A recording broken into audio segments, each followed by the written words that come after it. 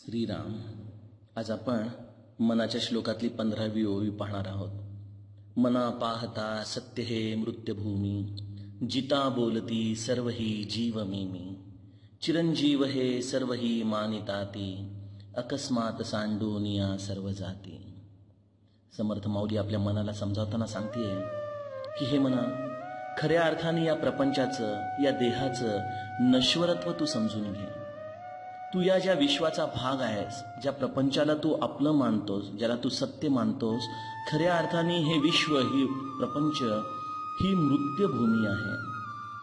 आणि या मृत्यूभूमीचा अंदाज तुला आल्या नसल्यामुळं तू ह्यांना सत्य मानलंस. आणि या सत्यत्वाची खूण जर काही असेल तर तुझ्या जीवनामध्ये मीपणाचा शिरकाव झालाय. प्रत्येक गोष्टीमध्ये मी हा अहंभाव तुझा डोकावतोय. आणि ह्या सगळ्या मीपणाच्या माग तुझी अशी एक अज्ञानाची भूमिका आहे की हे सगळं शाश्वत राहणार आहे, हे कायम माझ्याबरोबर राहणार आहे. हा जो मी पैसा, अडका, मान, मरातब मिळवलेला आहे, हे सगळं काही माझ्याबरोबर तसंच राहणार आहे. अरे जिथे तुझीच खात्री नाही तिथे हे सगळं इतर चिरंजीवी कसं असेल बरं? हेच तुझं अज्ञान आहे.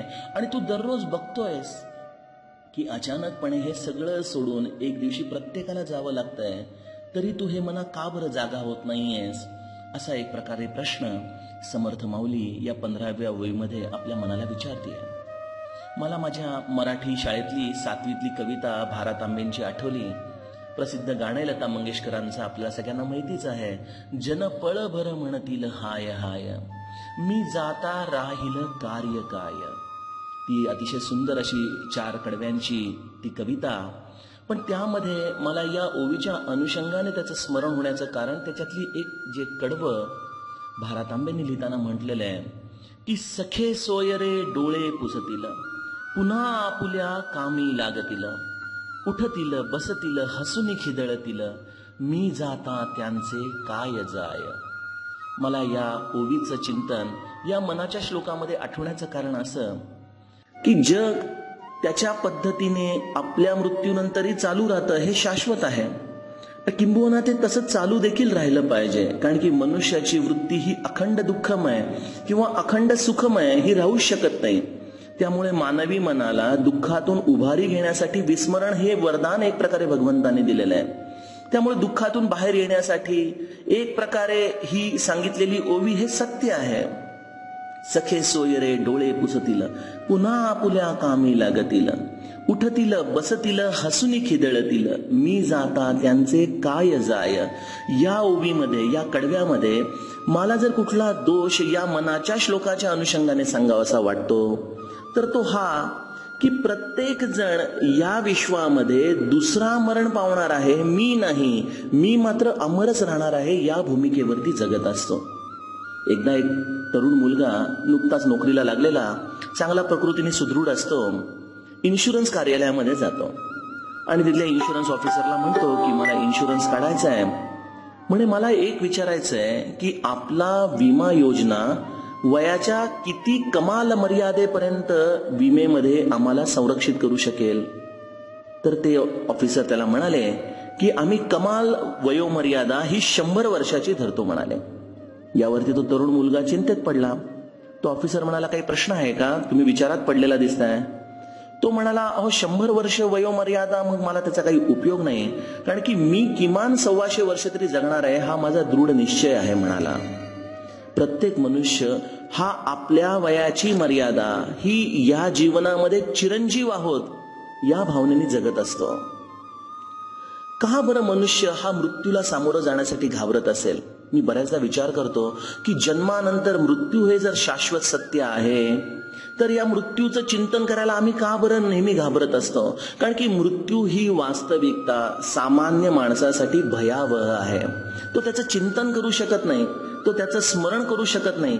त्याला हे सत्य माहिती आहे, कुठेतरी त्याच्या बॅक ऑफ द माइंड मध्ये हे नक्की त्याला माहिती आहे की मी मरणार आहे.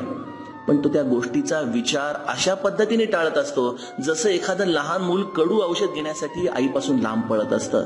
जरी ते कडू औषध त्याच्यासाठी उपयोगाचं असलं तरी ते घेण्यासाठी ते जसं टाळाटाळ करतं, तसं हे मृत्यूचं स्मरण मनुष्य या जीवनामध्ये अखंड टाळत आलेला आहे.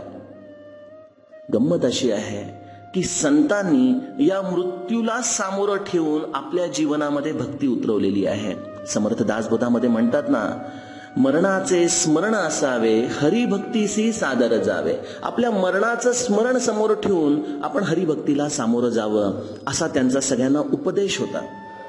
पण मनुष्य मात्र या मृत्यूपासून लांब राहण्याचा प्रयत्न करतो. त्यांनी आपली जर थोडीशी मनोभूमिका बदलली आणि जर त्यांनी कायम लक्षात ठेवलं की कदाचित आजचा दिवस, आजचा तास, आजचा क्षण माहित नाही कुठला माझा शेवटचा असेल, तो क्षण माझा येईल, अशा भूमिकेतून जर त्यांनी भगवंताची भक्ती करायला सुरुवात केली तर त्याच्या भक्तीमध्ये उत्कटता येईल, त्याच्या भक्तीमध्ये प्रगाढ गभितार्थ येईल, त्याच्या भक्तीमध्ये काकुळती येईल, त्याची भगवंताला आळवणी करण्याची पद्धत बदलेल, त्याची चित्तशुद्धी होईल, त्याची या जगातल्या नश्वरतेकडे बघण्याचा दृष्टिकोन बदलेल.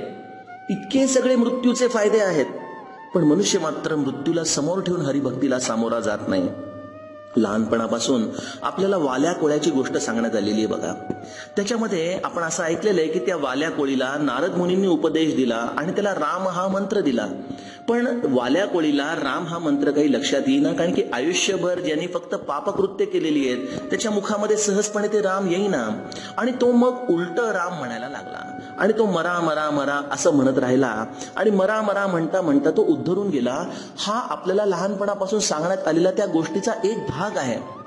पण त्याच्यातला दुसरा शाश्वत अर्थ जो कोणीच आपल्याला सांगत नाही तो असा आहे की वाल्मिकीने मरा मरा मरा म्हणता म्हणता अखंडपणे आपल्या मृत्यूचं स्मरण केलं आणि मरा मरा मरा मरा हे अखंड स्मरण करता करता नकळतपणे तो मृत्यूच राममय होऊन गेला, तोच अमृत होऊन गेला, तोच त्याच्या जीवनाचा खरा ज्ञानदीप होऊन गेला. श्रोते हो, मृत्यू हे शाश्वत सत्य समोर ठेवून आपल्या जीवनातल्या कृतीला जर आपण लागलो तर आपल्या लक्षात येईल की सहजपणे नश्वर गोष्टींचा आपला हव्यास, आपली वासना सहजपणे दूर होते आणि जे शाश्वत आहे ते मिळवण्यासाठी आपल्या जीवनाचा ध्यास सुरू होतो. आणि त्यामुळे सदैव ही मृत्यूभूमी आहे हे लक्षात ठेवून कदाचित शेवटचा दिवस, कदाचित शेवटचा तास, अशा मोकळ्या मनाने, आनंदी वृत्तीने या जीवनामध्ये जर जगाल तर निश्चितपणे भगवंताच्या भक्तीचं मर्म आपण जाणून घ्याल. जानकी जीवन स्मरण. जय जय राम.